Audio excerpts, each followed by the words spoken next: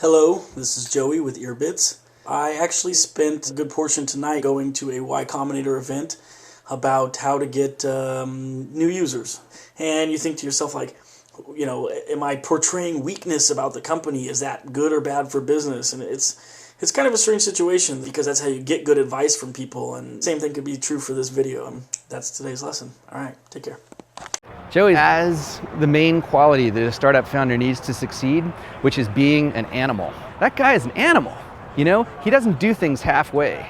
You can tell if we're having a good day or a bad day because on the good days we're like talking about ideas, and on the bad days we pretty much don't say shit. So is this a good day or a bad day?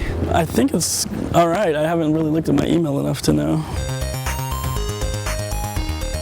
I met Tom 6 years ago, I think. I looked him up on Craigslist for drum lessons. Maybe a couple months into taking lessons, I said, you know, I really want to start a band. I rap, you play the drums, let's form a band. He's like, okay, let's hear what you have. So I rapped for him while we were in the middle of a lesson, and he was like, wow, that's pretty cool, yeah, let's do it. So at some point he said, well, let's record an album. I said, sure, I don't mind recording an album, but I already recorded one and I know how difficult it is. And since you're a marketing genius, it's going to be your job. We bought ads on Facebook and passed out flyers. We would go leave stacks of them at head shops thinking like stoners might like our music.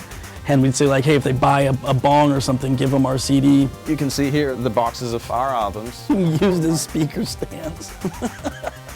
It's one thing to sell somebody a product that your company makes, but it's very personal to like run up to somebody and tell them how good your band is. The kind of like amazing musicians who like locked themselves in their rooms for many years practicing their instrument and maybe spent more time playing than they did talking to people are not going to be the ones running out and spreading the word about their music. So the bands who spend more time talking about their craft instead of working on their craft are the ones that you hear about the most.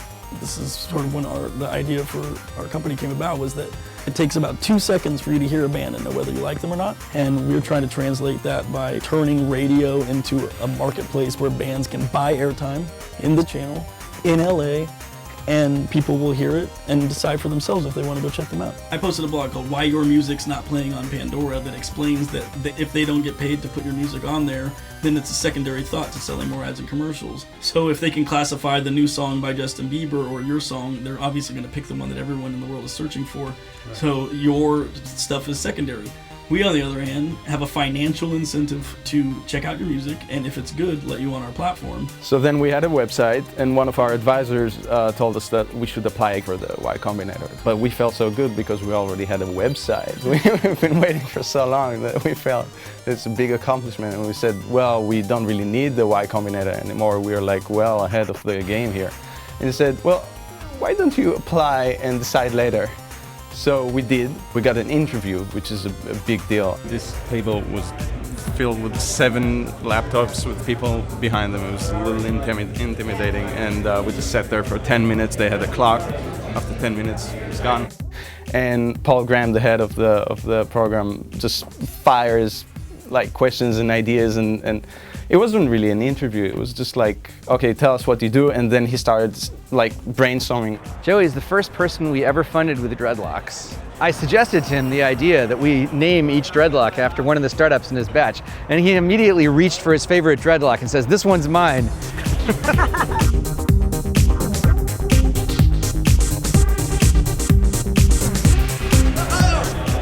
So this is the Y Combinator headquarters. We pitched the first day, and by the time I got to the back, I had an email from an investor in the crowd. So we basically went to the back, sat down with our laptops, and immediately started following up with everybody that was like texting during the presentations. We would pitch, and then we knew we had about an hour before the intermission. We would run to the bar on Castro Street and take a couple shots and come back so that we could mingle with the investors without being nervous. We told Joey on demo day what he had to do above all was explain like why he was doing one of the rare music startups that wasn't going to get killed, right? Like, even in fact, when we funded him, that's what all the conversation is about. Anyone doing a music startup, before you even talk about whether the startup's going to make money or do something users want, you talk about like why it's not going to get killed by the record labels. We were, I think, the only company that people actually like went, whoa! They called us in for a special meeting, and basically the best angel investor in Silicon Valley, his name's Ron Conway, comes in and says, I'm going to give every company in this batch $150,000. Without even knowing what we do.